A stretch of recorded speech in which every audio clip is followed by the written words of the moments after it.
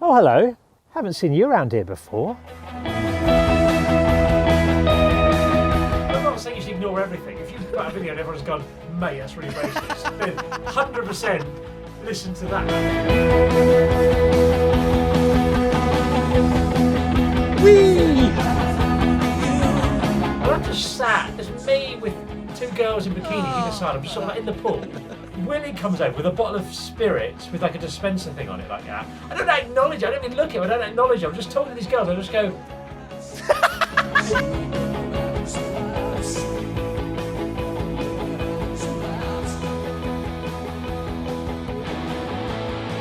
Gavin's gone to prison for armed robbery and robbed the petrol station in Queenborough near where we lived.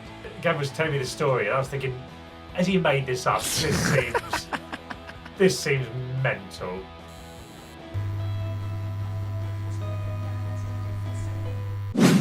Thank you so much for joining me today on the Sit Down, Mate. I can't believe... Listen, we got JaackMaate on last week. Robbie Knox on this week. This channel's going from strength to strength, mate. How you doing? You're going downhill. You're going downhill. Should we pack it in now? Yeah, Should we Stevie White next week.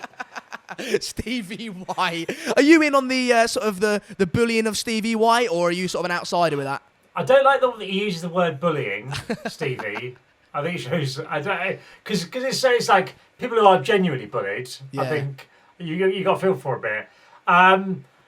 So, but apart from that, but I enjoy doing it. Yeah, Yeah. It's really good fun. How long have you had much time to analyse the Stevie White pyramid of abuse, or have you not quite got round to that yet? It's complicated, isn't it? I don't quite get. I think it's more of an hourglass of abuse because he's sort of in the middle. So me and Jack are sort of abusing him, and then he sprays. Yeah, but his then abuse out. yeah, exactly. It sprays the abuse out to the sort of audience because he says, you know, that they're lower than him. He says at times. Yeah. That's a disgusting way to look at other humans. But yeah, that's his views, not mine. Yeah. How are you anyway, Robbie? I'm very well, thank you. I'm in my office, which is legally a cupboard. If the Is it small enough to be? Is it small enough to be a cupboard? Yeah. Well, yeah, and it's got no windows as well, which sounds dreadful, but it's quite good if you're doing colour grading and videos and stuff because you haven't got outside lights and stuff like that. So it's not the end of the world, but it can't legally be called an office apparently. You've obviously do. I mean, I presume you do quite a bit of that colour grading, as you say, because you've got a YouTube channel and you've got your video production company as well, which actually I don't think the vast majority of people that watch you on YouTube obviously know about. No, probably not. Yeah, if we start with your YouTube stuff, because Robbie, that's the most interesting. No, I'm joking. No, it is. Yeah. Much more interesting. Yeah. If we start with that, then how did you get into it? So I never really used YouTube. I used YouTube if I needed to do something. So if I needed to, I keep saying wire a plug, but I've never wired a plug in my life. Do you know what I mean? That sort of thing. Yeah. If you had to do something, I'd look up YouTube for that. But and I was aware there were YouTubers because I met Jack a few years before, and I knew that was his job. And How did you meet him? I met him on it's a really long story. I met him on essentially a Chinese cooking show. All right. Do you go on them regularly or? No. I can tell you the long story if you want. It's quite a long story. Go for it. Feel free. All right. So I'll try to get through as quick as possible. So a few years ago, I did my Christmas shopping online, and it will come around again. Don't worry. Yeah. I did my Christmas shopping online, but then I had to go back to Sainsbury's, which was being invited to someone's house. So I had to get a few ingredients to make a cake or something. I can't remember the details. And it was like the 23rd of December, and I went to Sainsbury's in Lower Sydenham in London. And it was the worst experience of my life. The queues were right down the aisles for the checkout. There was nothing on the shelves. What was on the shelves was awful. Like, got some carrots that are disgusting. I don't know how you can mess up carrots. Everything was more expensive. Like a bag of carrots, like £3 and stuff. It was outrageous. It was such an unpleasant experience. I came home and I thought there's got to be a better way of doing this. So I decided not to go to a supermarket for 6 months. I was going to do a year, but is that quite an extreme reaction to that? Do you do that sort of thing regularly? I have little schemes in that. I didn't tell anyone I was doing it. I told my wife I was doing it, and she was absolutely disgusted. And so I just didn't go to a supermarket for 6 months at all, and it was interesting. It was interesting to do, and I did learn a lot about food and the way I shopped changed completely like that. Like sort of like seasonality. Like you sort of realise after you've sort of learned when the seasons are and when things are available from more like supermarkets, you can get anything any time, yeah, any year round. But if you buy strawberries in December, there's a reason they taste of sadness. Like, it's because they're not meant to be grown in this country at that time. So I learned a lot from that. And at the end of it, I didn't really tell them I was doing it, but I've told I put it on Facebook. Put a little thing on, just for my friends, private Facebook, and someone I know, just saying what I'd learned, and someone I know worked for the Huffington Post, and she asked me to write a blog for them. I think I then wrote another blog just about something else. I did 2 blogs. Then they phoned me up and said, "Hey, do you want to be in a Chinese cooking show? We can pay you to do it, and you might win a holiday as well." So it would be you and another blogger doing a team of bloggers, and it'd be a team of YouTubers and a team of comedians. Now, I was on this team of bloggers, and I'd only ever written 2 blogs. I was going, who cancelled? And the girl I was doing it with was like a food blogger. So we ended up winning in there. But Jack was on the team of YouTubers, so that's where I met him there. So was your first impression of him the same as mine? Because I did him the other day, and I thought he was an absolute knob. No, I'm joking. No, I think what's my first impression of him? I was just amazed that there was someone whose job was being a YouTuber. So I think I just went over and just asked him lots of questions and just You saw the tier list in the future, and you thought, oh, there's 50,000 subscribers. Yeah, it was a real and the YouTube channel. So yeah, it was a really calculated move. No, so I'd done that, but I never really thought about being a YouTuber or making a YouTube video, which is weird because I was doing things like podcasts at the time and a few other bits, but I never really thought, for some reason, it was. I'd heard Casey Neistat on Tim Ferriss's podcast talking about it. And I sort of thought, okay, maybe I could do that. But then I sort of thought, nah, forget about it. But then I was with my friend Will Brazier, who's on Spore, from that he used to do Jack's Food Bar radio show a while ago. And I was with him at Watford's training ground. We were doing a film with Troy Dean and stuff for him. And he was chatting and he was saying, oh, you should start a YouTube channel. And I was saying, well, not really. It's not. It's for younger people, sort of thing. Like, I mean, it's not really for me. And Will said, he said, I don't want to sound rude. He said, but I know what it's like being an 18-year-old starting uni, because every September there's 20,000 vlogs about it. He goes, I don't really know what it's like being 40 or whatever it was at the time, 40.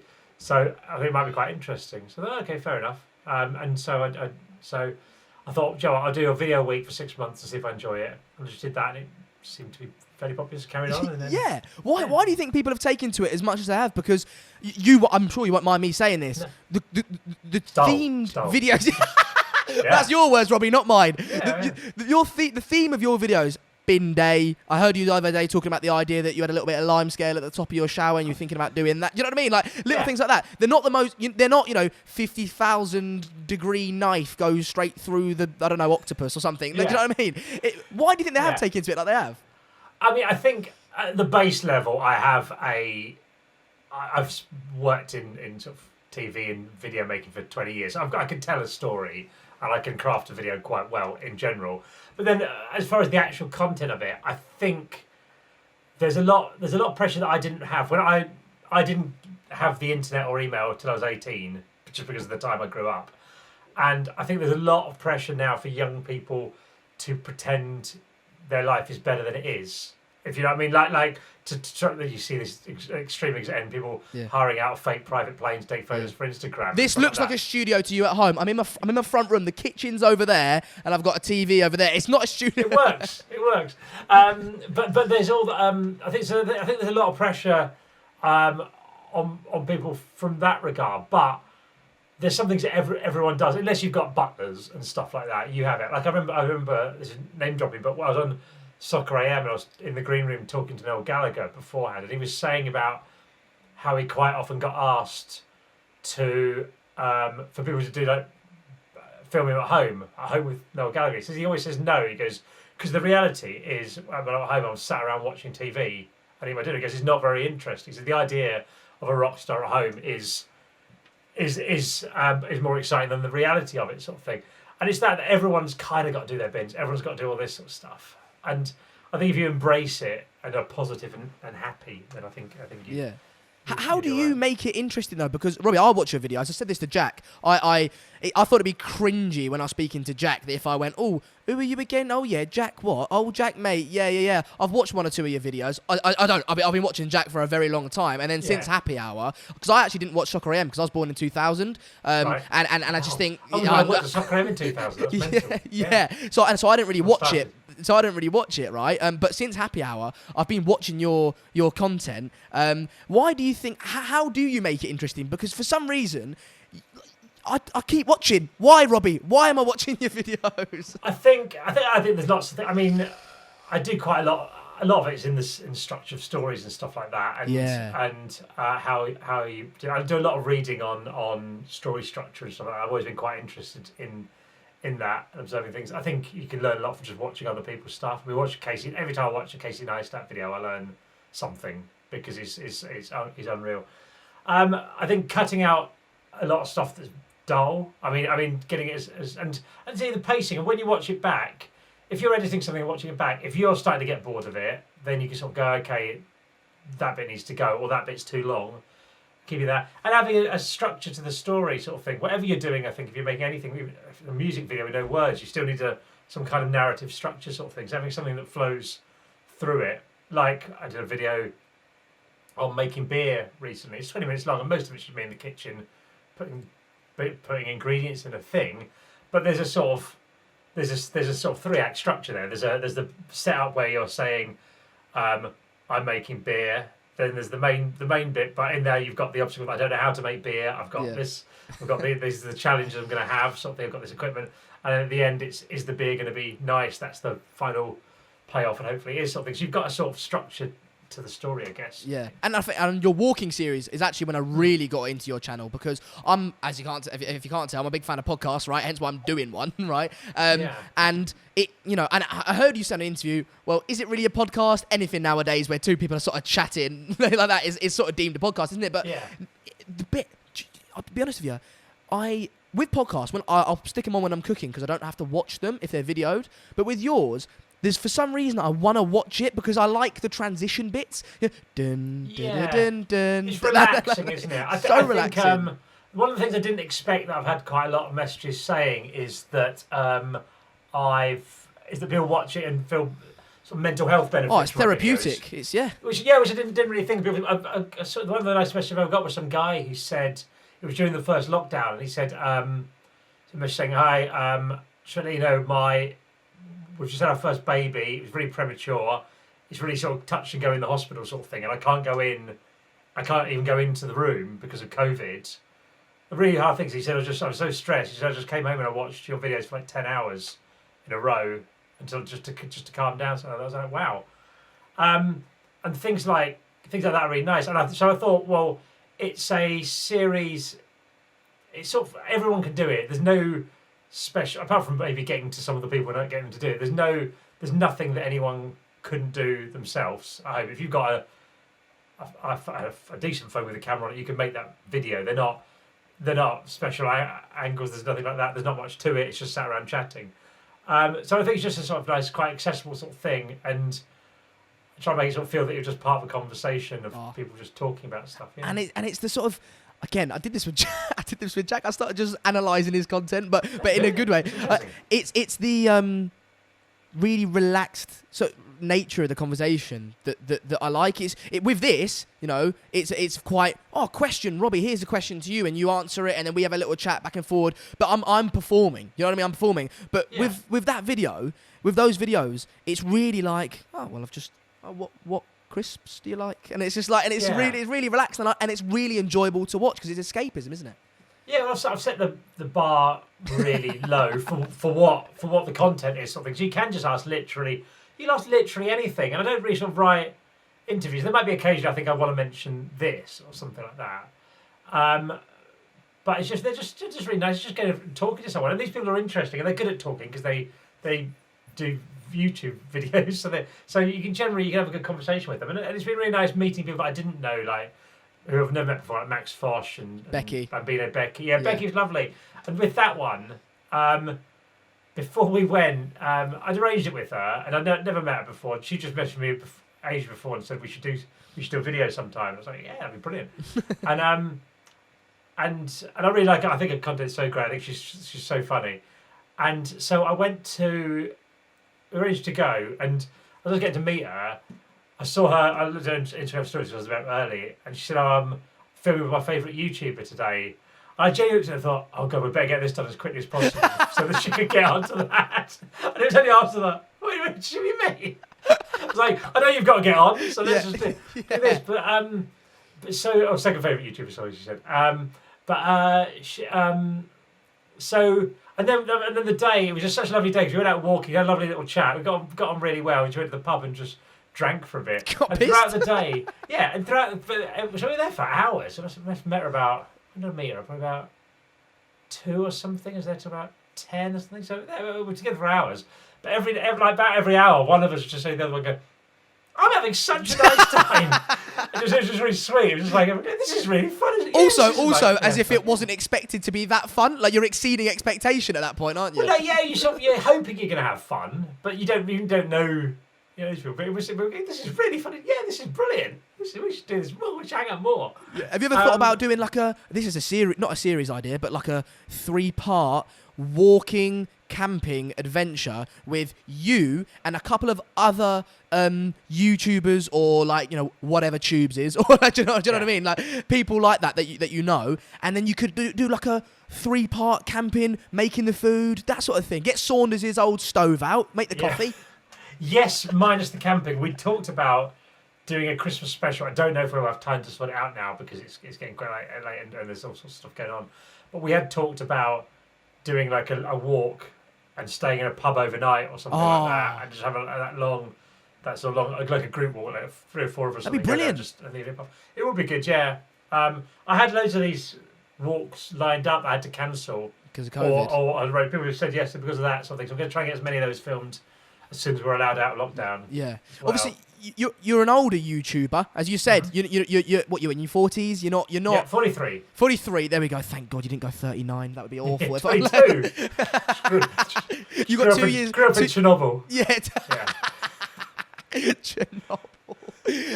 You've obviously your interest is in going for a walk, maybe with the family or something like that. That's your interest, and I've heard you talking about going pub walks and things like that, which I actually agree with you. I love pub walks, but as an older YouTuber, what's that been like? And has your family... I heard you once say, not to make it all about me, but I heard you once say in a video, you always wonder, like, when it's made me laugh, when they're on X Factor and there's like a 30-year-old boy band and they're auditioning and it's like... Who's gone to who and said, "I think we should be in a boy band"? And at what point have the friends gone? It's unreal. Like I get the young guys who want to be singers and all this. I get the young boy band sort of thing. I get the older sort of solo. If you want to be a singer, like if you want to be a singer for the sake of it, but boy band's a slightly different thing, isn't it? I just really do get those like 30-year-olds going, and there's like 4 of them going, "Yeah, we really want to. This is our last chance to really make it as a boy band." I go, what? I just had that conversation with friends. I was saying, if one of my mates had come up to me when I was 30 and said, "Look, I really think we could make it. I think we really think we should give it a go to be a boy band and we should go on X Factor." I was like, "Oh, do you, mate? Do you? That's cool." And then I'd have brought it up every day for the last 13 years. There wouldn't be a day had gone by. If I was here, I'd still manage to get a text message out. I'm at a funeral. Hang on, I'm just gonna make a quick call. Wait, dickhead, do you remember when you said we should be a boy band? You know, yeah, it'd be that. It'll be the best. It'll be the best thing if anyone ever did that to me. This is what I'm asking. When you were, I don't know, 39, 40 or whatever, and you went, "Lads, I'm going to start a YouTube channel." Did none of your mates go, "What are you on about, Robbie?" No, because this is the thing I've sort of realised as I've got older. Is that nobody gives a shit about you? I don't know if I can say that. You can swear. Yeah, you can swear. You can swear. No one cares. No one cares. Like you think people think people care more about them. They might well have gone, "What's he doing?" No one says anything. No one says anything. No. Most people admire someone doing something 100% out of the ordinary, or try to do. Whenever any of my friends write a book or something like that, or do anything like that, I'm the most supportive person of this sort of thing. But most people don't care.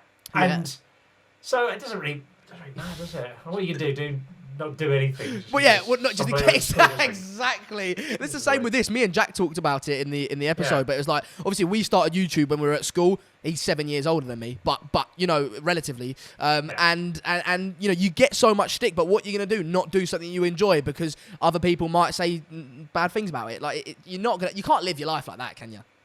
No, you can't. And even if people say they don't like it, I think I did a video on this once. But even if people say they don't like something, it's got nothing to do with you. Like it's got. I think so. Well, it's just not. It's an opinion. It's not right. It's not wrong. It's what they think. It's noise, isn't it? It's just noise. Well, it's like my son Arlo told me that he didn't like, what was it? He didn't like, no, it was onion gravy. He said, I don't like onion gravy with onions in it. Yeah. Onion gravy. I go, well, that's what it is. Like, Yeah. I don't like onions in onion gravy. Well, fine, but because he doesn't like that, I'm not going to go, oh, right, actually, I don't like onion gravy either. That's just something he doesn't like. And if he doesn't like Imagine you video, did. Imagine you did. Imagine you did go, yeah. oh, I'm not making that again. But that's what it is. It's like people go, oh no, someone said they didn't like my video. So if they don't like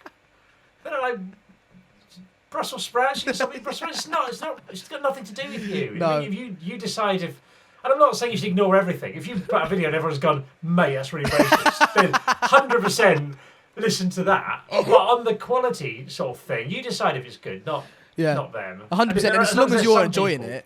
Yeah, as long as you're enjoying it. Some people saying that they like it. You know, at least some people Yeah. are into it. You just got to find more of those people. 100%. I stand by that. And I think that's the best way to do it, to live your life. If we go back then to Soccer AM, again, I haven't actually so a lot of the things with like YouTube and things like that, I'm really well versed on it because I just watch YouTube in general and then obviously do my research. But it's difficult to research Soccer AM because you can't go back and watch the shows really. No, and there's only a few little bits online. It was sort of, YouTube started while I was at Soccer AM, but it was nothing like it is now sort of thing. So there wasn't much. What I did find of you, though, was you got there before me. You dancing. What was that all about? The thing, I don't know if they still do it. There's a thing that we had called the Dance Off, and it was their first show back after Christmas, or the first show of the New Year, I think it was, or the one between Christmas and New Year, I can't remember. But we always used to do a dance off where you had to go out and dance for, I think, 15 seconds each, everyone in the crew. You weren't allowed to do novelty dancing. You couldn't do like comedy things. You had to properly try and dance. Yeah. And it was horrible. It was brilliant. It was brilliant. Yeah, but I got hang after a while. But you just get made to go and dance. You'd be queuing up beforehand out the back. Going, what am I doing? And not only that, I'm watching it. I got a degree. Yeah, you've got a degree. You spent, was it $9,000 a year at that point? Yeah, I don't think, no, but free. yeah. Well, there you go. But you've done 3-4 years of uni. You've got your degree, and there you are in front of a studio full of people doing that. Forced to dance for a mediocre wage. Oh yeah, demeaning. And not only that, not only is it demeaning in that sense, you've got people going, and here's tramp. They're just shouting tramp at you. What was that about? That was because I had long hair and trampy. But it was weird because there's so many things like that. There's one bit where thankfully the footage never came out, called Soccer Dog Coats, where basically we got someone sent in these dog coats, and me and Joe, who I work with, had to model them. So we're like topless, wearing just these dog coats, pretend to be dogs on the floor. I don't know what is going on. What are we doing? Yeah. What was your time at Soccer AM like then? Was it all dog coats and dancing, or? It was brilliant. It was really good. I mean, it was hard work, long hours and hard work. But I think that showed in the show. I mean, it was a very popular show at the time, and I think it was as far as I'm concerned, I think it was the best show of its type on television. Yeah. And I absolutely loved it. I thought it was great. I did it for 7 years, and after a while you think, I'll do something different. But I absolutely loved it. Yeah, great job having your 20s. Yeah. How did you know it was time to leave? Like, was it a feeling? Did you get sacked or what? No. Yeah, for stealing. No, I wanted to leave for a bit because I'd just done it for a while, and nobody really left, so you weren't really getting promoted after a while. Yeah, there's a funnel of people. You can't all be the boss. So, but at the same time, we were doing loads of really exciting stuff. Like I went to a few Champions League finals. We're going to get any gig I wanted. Noel Gallagher's 40th birthday party. Just weird stuff like that, which was happening all the time. And I didn't want to leave and then get a message from my mates going, "Oh, just we're playing at the World Cup final tomorrow. It's, whatever. You know what I mean? Like, I didn't want to miss out on stuff. But then Tim Lovejoy, who was the presenter at the time, got offered to start this internet TV thing and said, "Do you want to do it?" I went, "Yeah, definitely." So a few of us left to do that sort of thing, but it was just sort of time for me. I think. Yeah, you mentioned there like being able to go to World Cup finals or Champions League finals, I think it said, and going to Liam Gallagher's house and party, 40th birthday party, and all this sort of stuff. Noel Gallagher, yeah, there you go, yeah. In regards to celebrities, I know you've got Jack. Before we went live, Jack went, "Get Robbie on." I was like, "Yeah, I've been thinking about doing that anyway." Right? Do you reckon you could facilitate that? It was like, so, and he was like asking about the celebrities he's met, and I know you've told a couple of the celebrity stories, but you can go over them again. But is there anyone that you haven't told? Any celebrities that you've not? No, I'm trying to think. The things I can never really remember, and then.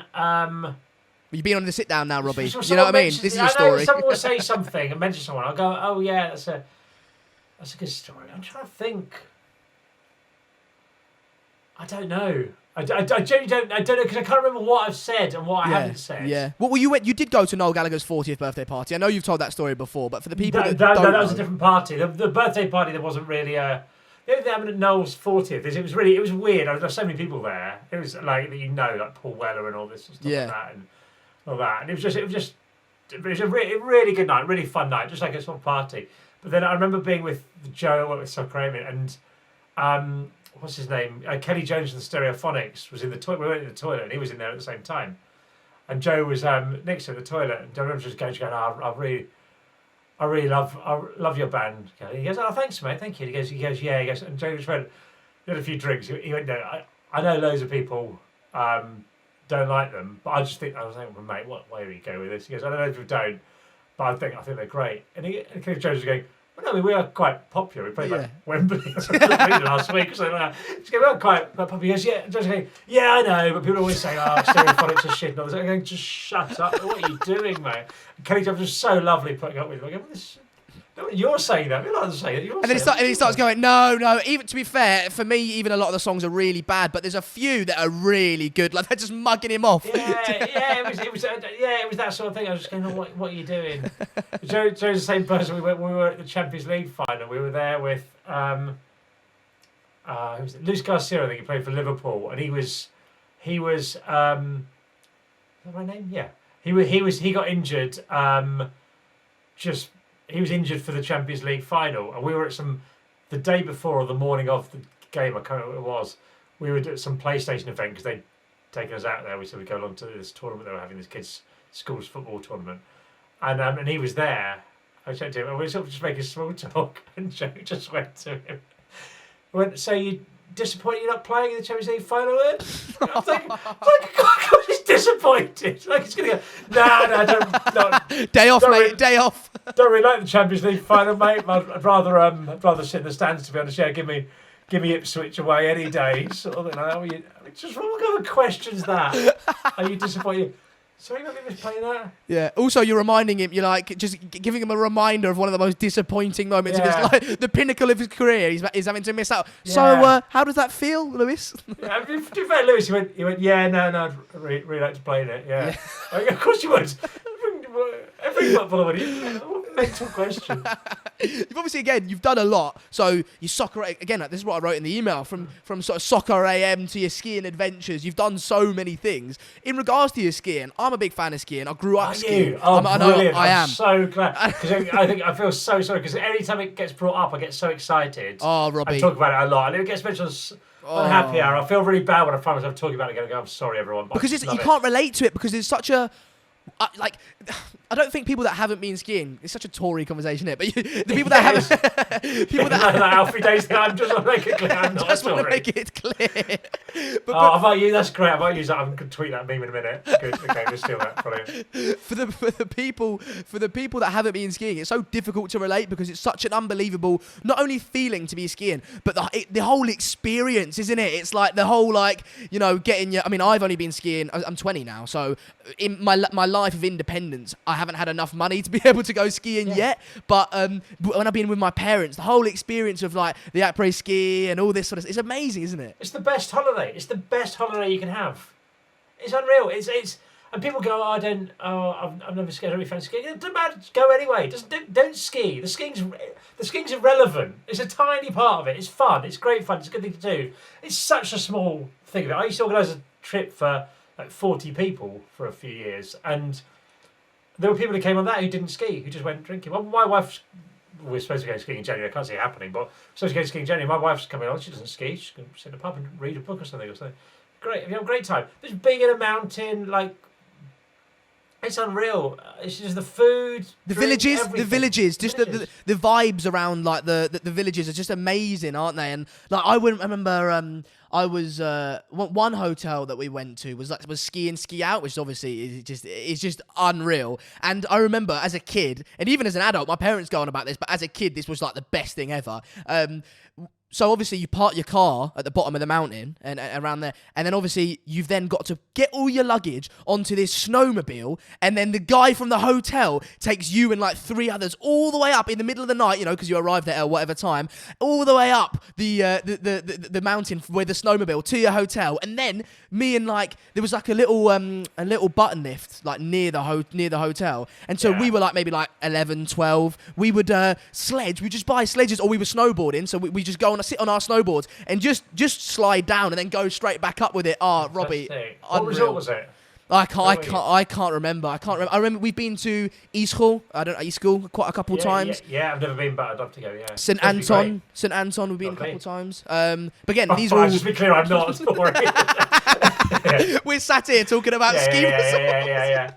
No, it's great, and it doesn't have to be expensive. I mean, it's not as cheap as doing nothing on your holiday, obviously, because you've got to do something. But you can get a holiday to Bulgaria if you went in the first week of January. I've seen that. Yeah, I've seen that video. You could go to Bulgaria, even cheaper than I did it. I honestly reckon, for 600 quid, you could get lessons, flights, accommodation, all your food, lunches, and then 500 quid. 600 quid, I reckon. You get everything apart from your drinks, basically. Yeah, I just wanted to talk to you. What's some of the best experiences that you've had when you've been skiing? Oh God, when I lived for a year in Whistler in a ski resort. Tell me about that as well. Oh, it was unreal. So I was there for a year. I was there for a ski season, so November to I think end of April, May. Yeah. End of April, I think it was. I think because my restaurant shut then. I think the other mountain stayed open a bit longer. So half a year essentially. And it was brilliant. I mean, it wasn't. There were some people I know who are still there now. I wasn't like, this is going to be my life forever, this place. It was great, but there were these moments when it was just brilliant. Like, I worked at a restaurant at the top of the mountain.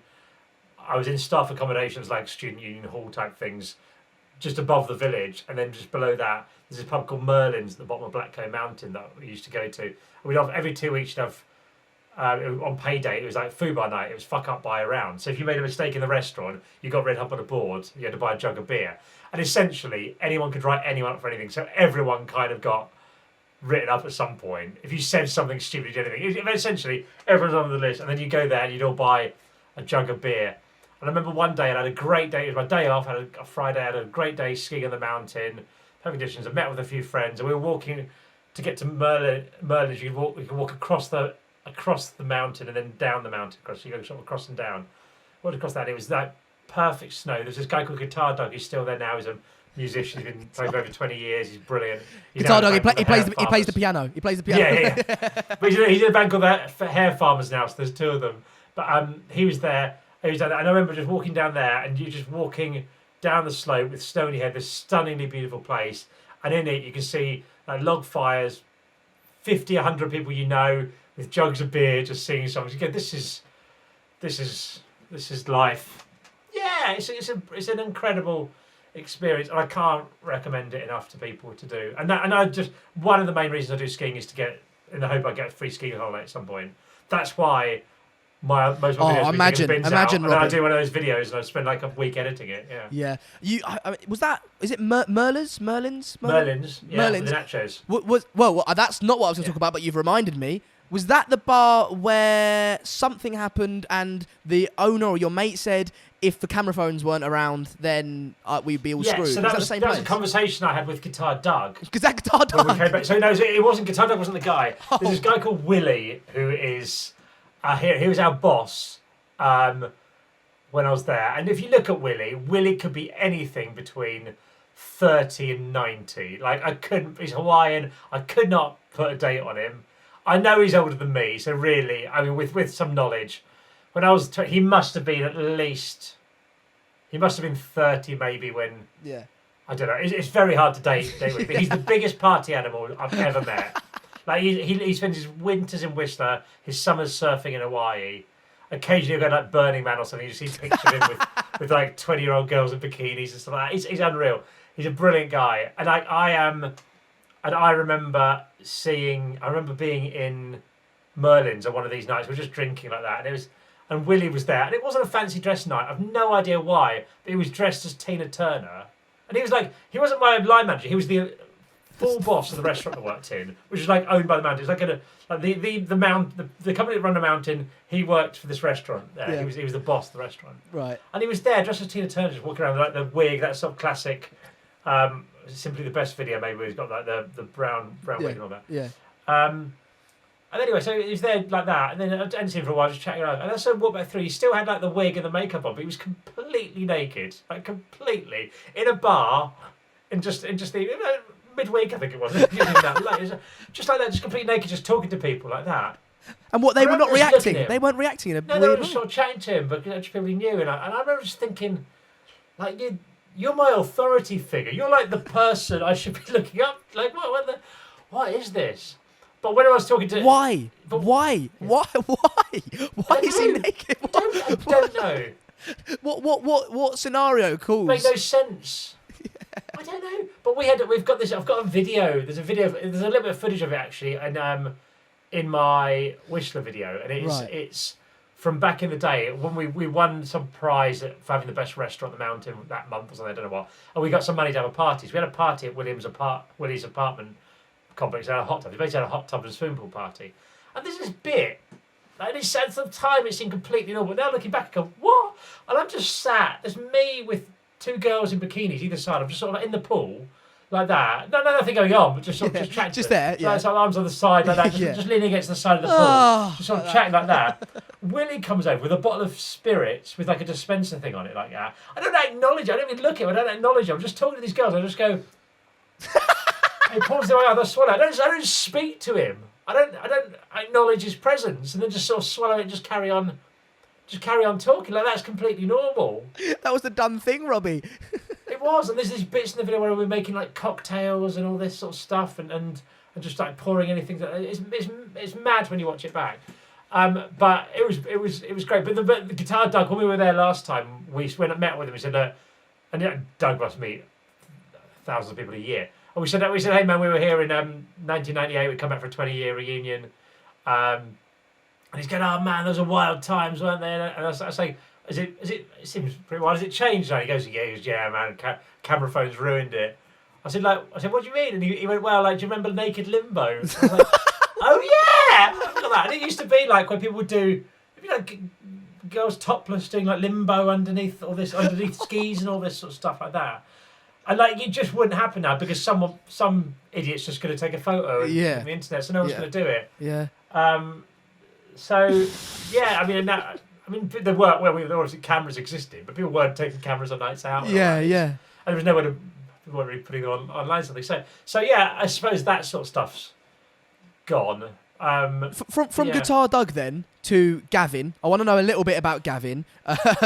You talked about him a little bit. I think on Happy Half Hour, which by the way, I know it's not there, but you know, I think you probably heard this quite a bit. I actually sort of preferred that show in a way because not to sort of blow your trumpet a little bit, but I'm like, give me more Robbie Knox, give me more Robbie. Do you know what I mean? Well, So I think it's sort of morphed into the ones I'm doing now with Jack. Yeah, and Steve exactly. And me. Yeah. They've sort of just become bigger versions of that where it's the same thing, but we also get to like bully Stevie a bit, which is good. But in that, you talked about Gavin quite a bit. I think you were trying to aim to mention Gavin every single episode for a while. Yeah, it just sort of happened for a bit. And then we sort of going, oh, he's always mentioned. What's Gavin he like? was my best friend growing up. To give you an idea of Gavin, he was much more much louder than me. To give you an idea of him, when we were 18, I remember us driving, or 17, 18, we just must be 17, we just started driving. I remember driving with Gavin through through town in his car, it's like dreadful hatchback car or something like that, windows down, listening to music, the conventions.